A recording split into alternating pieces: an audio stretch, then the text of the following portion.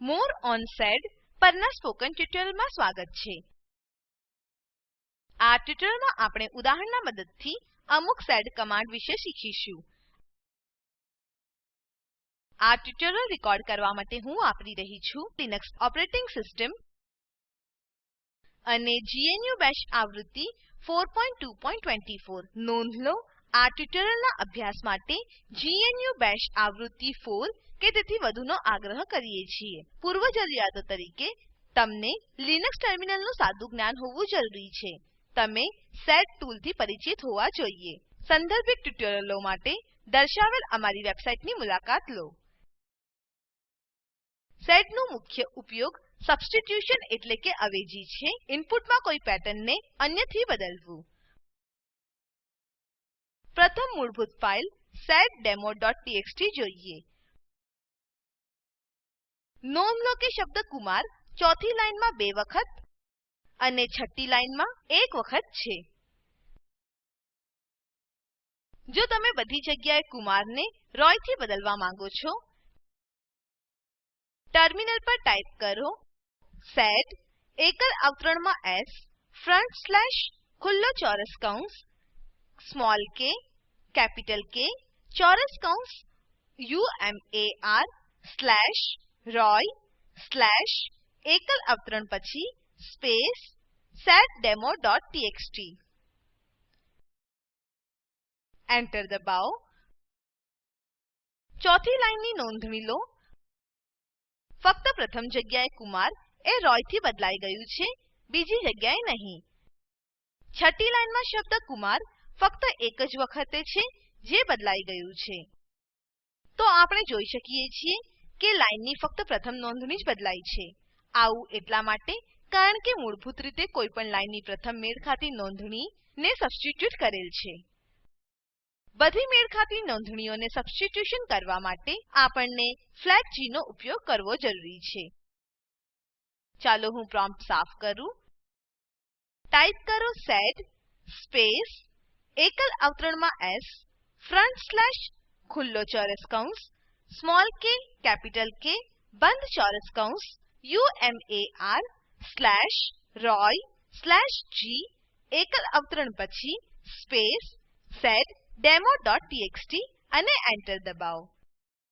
હવે ચોથી લાઈનની બધી નોંધણીઓ બદલાઈ ગઈ છે. આપણે એક જ વખતે પણ ઘણા બધા સબસ્ટિટ્યુશન બનાવી શકીએ છીએ. ધારો કે આપણે seddemo.txt ફાઈલમાં શબ્દ ઇલેક્ટ્રોનિક્સ ને ઇલેક્ટ્રિકલ અને સિવિલ ને મેટોલોજી થી બદલવા માંગીએ છીએ. ચાલો હું પ્રોમ્પ્ટ સાફ કરું. ટાઈપ કરો sed સ્પેસ -e સ્પેસ એકલ અવતરણમાં s front slash electronics slash electrical slash g એકલ અવતરણ પછી સ્પેસ -e સ્પેસ એકલ અવતરણમાં s front slash civil slash metallurgy slash g એકલ અવતરણ પછી સ્પેસ seddemo.txt અને એન્ટર દબાવો.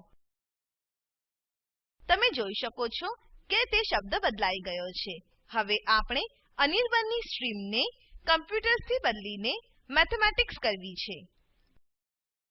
આવા કિસ્સામાં આપણને ટાઈપ કરવું પડશે sed સ્પેસ એકલ અવતરણમાં front slash Anirban slash s slash computers slash mathematics slash g એકલ અવતરણ પછી સ્પેસ seddemo.txt. એન્ટર દબાવો.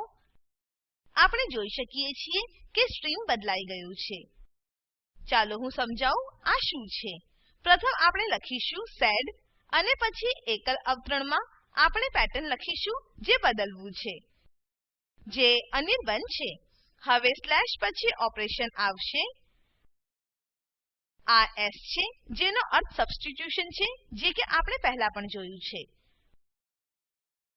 પછી આપણે જે બદલવાનું છે તે પેટર્ન જોશું, જે કમ્પ્યુટર્સ છે. પછી નવો શબ્દ જે સબસ્ટિટ્યુટ કરવાનું છે તે મેથેમેટિક્સ છે. આપણે ફાઈલમાં લાઈનો ઉમેરવાની અથવા ડિલીટ કરવા માટે પણ sed કમાન્ડનો ઉપયોગ કરી શકીએ છીએ. ધારો કે આપણે એ લાઈન પસંદ કરવા ઈચ્છીએ છીએ જેમાં સ્ટ્રીમ ઇલેક્ટ્રોનિક્સ નથી. આ માટે અમારી પાસે ડી ફ્લેગ છે. ટાઈપ કરો sed સ્પેસ એકલ અવતરણમાં /electronics/d એકલ અવતરણ પછી space seddemo.txt space greater than ચિહ્ન સ્પેસ nonelectronics.txt. એન્ટર દબાવો. વિષય વસ્તુને જોવા માટે ટાઈપ કરો cat સ્પેસ nonelectronics.txt. ધારો કે ફાઈલની શરૂઆતમાં આપણે એક લાઈન સ્ટુડન્ટ ઇન્ફોર્મેશન ઈચ્છીએ છીએ. આના માટે આપણી પાસે I છે. આપણને ટાઈપ કરવું પડશે sed સ્પેસ એકલ અવતરણમાં 1 I સ્પેસ સ્ટુડન્ટ ઇન્ફોર્મેશન એકલ અવતરણ પછી સ્પેસ seddemo.txt. એન્ટર દબાવો. તમે આઉટપુટ જોઈ શકો છો. વાસ્તવમાં આપણે આ પ્રકારે ઘણી બધી લાઈનો ઉમેરી શકીએ છીએ.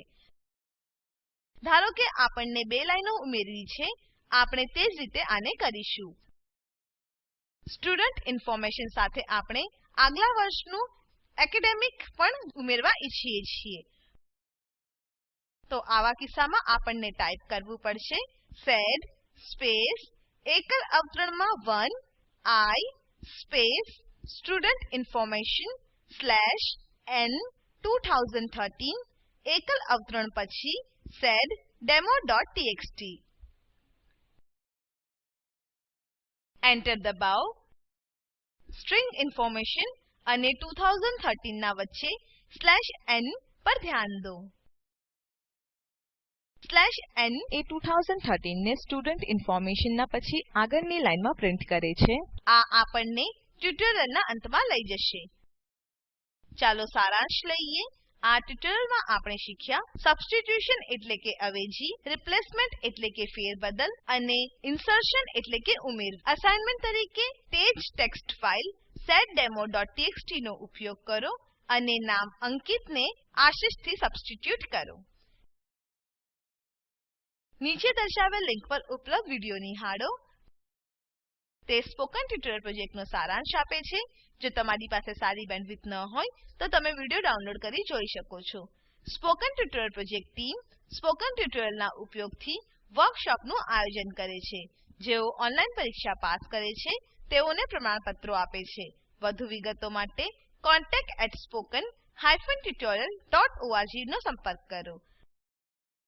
Spoken tutorial project A talk to a teacher પ્રોજેક્ટનો એક ભાગ છે જેને આઈસીટી એમએચઆરડી ભારત સરકાર મારફતે શિક્ષણ પર નેશનલ મિશન દ્વારા આધાર અપાયેલ છે. આ મિશન પર વધુ માહિતી આપેલ લિંક પર ઉપલબ્ધ છે. spoken-tutorial.org/nmeict-intro. આઈઆઈટી બોમ્બે તરફથી ભાષાંતર કરનાર ભરત અને રેકોર્ડિંગ કરનાર હું જ્યોતિ સોલંકી વિદાય લઉં છું. જોડાવા બદ્દલ આભાર.